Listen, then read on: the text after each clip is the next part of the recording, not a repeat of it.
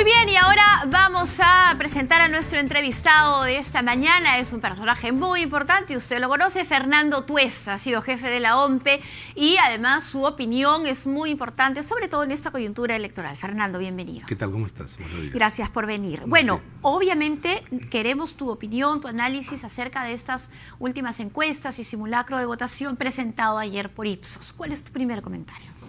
Bueno, hay 8 semanas entre primera y segunda vuelta. Se cumplen las primeras 4, estamos a la mitad de la campaña. Y creo que lo que muestra la encuesta es el resultado de lo que se ha hecho. ¿Qué quiere decir esto? Inmediatamente terminó la primera vuelta, se mostraron las primeras encuestas. Y lo que mostraba era una suerte de conducta inercial de los electores en razón de la primera vuelta. Es decir, básicamente se reubicaron y mostraban de manera sorprendente para muchos una suerte de empate técnico. Y quien había crecido de manera ostensible era PPK, que pasaba en términos de votos válidos, es que en primera vuelta sacó 21%, en la encuesta aparecía con 52%, votos válidos digo, es decir, más que duplicado. Este producto básicamente del antifujimorismo. No había hecho campaña, no había hecho absolutamente nada la primera semana. Pero la segunda semana se fue de viaje, con los problemas que tuvo luego al interior de su partido, que intentó arreglarlas apenas llegó. Y luego, en lo que va hasta el día de ayer, ha estado proponiendo algunas cosas, pero sin un norte claro, pero sobre todo, lo más importante, esta sensación de que quiere ganar, esta voluntad, esta ambición importante que deben de tener los políticos para también convencer y dar seguridad a su elector. Y entonces ha estado en muchos casos también a la defensiva, porque Keiko Fujimori, a diferencia de él, a lo largo de estas 4 semanas ha hecho una campaña muy intensa, pero además no dando, digamos, y aceptando aquello que no le conviene. Debates, entrevistas, muchas veces, ni ella ni el resto de su equipo. Inmediatamente impuso su autoridad en relación a su hermano y aquellos voceros que entusiasmados de la primera vuelta comenzaron a crearle problemas. Ahora, rápidamente no ha dado entrevistas, pero ha estado presente en los medios permanentemente porque se ha paseado por todo Lima y los reporteros la seguían. Pero ese es lo importante. Ella maneja en todo caso su agenda en relación a los medios. Pero además ha comenzado a trabajar con sectores objetivos de electores que llamaban la atención porque decía cómo es posible que, por ejemplo, sectores informales, cómo ofrece 24x24, etcétera, ¿no? Porque ella quiere ir a esos bolsones. No hace una campaña para el 100%, sino para unos bolsones. Claro, porque digamos que eso, el análisis que hace ayer Fernando, presidente de Alfredo Torres, perdón, que es el presidente del jefe de apoyo. De Ipsos. De Ipsos, claro. Lo que él dice es, el voto duro de Fujimori no se puede perder. Eso es imposible, no lo va a perder. Y ni siquiera lo va a perder uniéndose a esos bolsones de votación que podrían ser un poco negativos para la gente que podría votar por PPK. O sea, aliarse con este señor evangélico, a la gente fujimorista no le molesta, no le incomoda, ¿no es cierto? El tema de los mineros informales tampoco. O sea, como que ha sabido escoger estratégicamente esos grupos hacia los cuales dirigirse, ¿no? Mira, probablemente le moleste, pero eso no quiere decir que cambie su voto. Finalmente, un elector puede estar de acuerdo básicamente con lo que dice su candidato, algunas cosas no le gustarán, pero eso no le va a hacer cambiar su intención de voto y en futuro su voto. Entonces, ella tiene efectivamente un voto duro muy importante y que ahora lo que necesita es convencer a los indecisos, que no es fácil. Estos indecisos que aparece como 18% entre nulo, blanco, etcétera, se reducen a 8%, con lo cual tienes que captar ese 10%. Y en este 10% está ese elector que es el que quizá más antipolítico, ese elector que está en contra probablemente de los partidos, ese elector que está en contra de los gobiernos, ese elector contra el establishment en general. Bueno, entonces ahí, y eso está disperso en términos territoriales, en términos también de nivel socioeconómico, aun cuando uno puede percibir que hay mucho en el sur, mucho más concentrado a nivel socioeconómico E, y entonces hacia ellos se está dirigiendo. Tú dices, ¿cómo vas a ser tan irresponsable de proponer nuevamente el 24 por 24 policial? Bueno, pero la familia, digamos, policial, eso es, digamos, una buena medida. ¿Cómo vas a trabajar, digamos, un acuerdo con la minería informal? Pero ahí también tienes un bolsón. Entonces, claro, la pregunta es, oye, ¿acá se está haciendo demagogia? Sí, te están haciendo demagogia. Y es que, ¿sabes qué? Acá es lo que se trata de ganar votos. Y para eso, muchas veces hay que comerse sapos.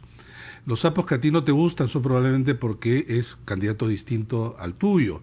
Y en general, esto ocurre porque si tú sumas los votos en primera vuelta de PPK y Keiko Fujimori, hacen la mitad del conjunto del elector, es decir, tú tienes que intentar convencer y mantener casi una franja, la mitad de la torta.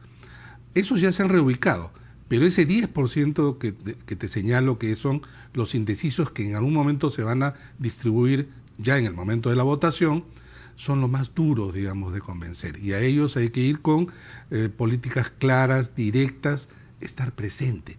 Y Keiko, como tú bien has dicho, ha viajado, no solamente claro ahora, está reforzando lo que hizo durante 5 años. Y en ese sentido ha sacado ventaja. Ahora, las diferencias entre los dos candidatos no son percibidas, me parece, como diferencias técnicas o de plan de gobierno, ¿no es cierto? Las diferencias son políticas. Eso es lo que los divide. Ya, las diferencias son políticas, pero también son las diferencias del perfil y de la imagen que tú, digamos, proyectas. Hay que acordarse que las elecciones no son un conjunto de actos absolutamente racionales. Acá hay mucho de empatía, te creo, no te creo, me das confianza, no me das confianza, me das seguridad, no me das seguridad, o tramos, digamos, intermedios entre estos. Hay mucho de qué cosa es lo que proyectas. Y en ese sentido, acá hay un serio problema a mitad de la campaña de PPK. No ha mostrado esta ambición. Que iba a ser al revés, ¿no? Claro, además decían, oye, tú encabezas, quíralo o no, el antifujimorismo. ¿En dónde está? Pero tampoco puedes hacer nuevamente campaña pues para el 100%. Tienes que hacer campaña para ese 10% que probablemente el antifujimorismo le va y le viene. Podría irse con ella, podría votar por él, pero tienes que decir algo a ellos. Entonces, claro, una de las primeras medidas ha sido, por ejemplo, ya, yo voy a atacar en el norte, o voy a tratar de captar en el norte, o disminuir la ventaja de Keiko, y por eso con Acuña. ¿No es cierto? Pero eso tampoco debe haber sido muy bien visto. Bueno, eso no es muy bien visto. La gente lo percibe como oportunismo político, sobre todo cuando la gente de PPK había criticado tanto a Acuña por el tema de las tesis. Pero acaso el oportunismo político lo vas a ver siempre en ambos lados.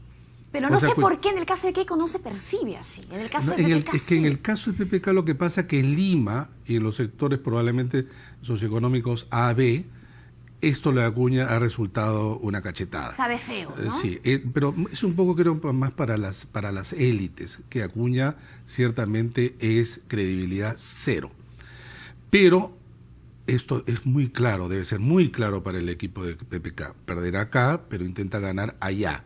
Y en la diferencia cree que hay digamos, un saldo a favor, que es lo que finalmente importa, ¿no? Esto es, en términos de estrategia, racionalidad pura.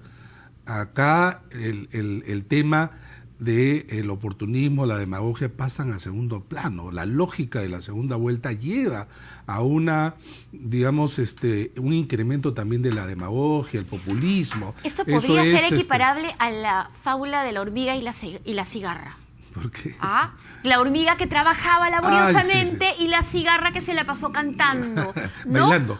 Bailando en este caso. Una sentía que tenía que trabajar porque tenía mucho trabajo que hacer, y la otra sentía que tenía ya la cosa resuelta, la vida hecha, y se echó a descansar. Hay un poco de eso, y ese es el problema. Probablemente él, PPK en este caso, no sienta así, pero lo que proyecta es lo que importa. Digamos, un poco confiado de ese bolsón antifujimorista, un poco confiado en sus virtudes personales, de ser una persona que tiene experiencia finalmente en el Ejecutivo, en el mundo en general laboral, y que aquellos, digamos, aspectos negativos que vayan en contra de Keiko Fujimori iban a hacer su trabajo por sí mismos.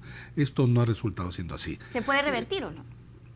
Bueno, siempre, porque además la diferencia tampoco es que... Seguimos en términos dentro de empate técnico, del empate ¿no? técnico, ¿no es cierto? Es un empate técnico donde hay una inclinación claramente para Keiko Fujimori.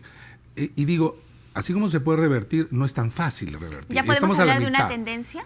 No, Porque acá dice que las tendencias son las que importan. no hay tendencia, porque lo que tenemos es todavía, quizá la única tendencia es el empate técnico.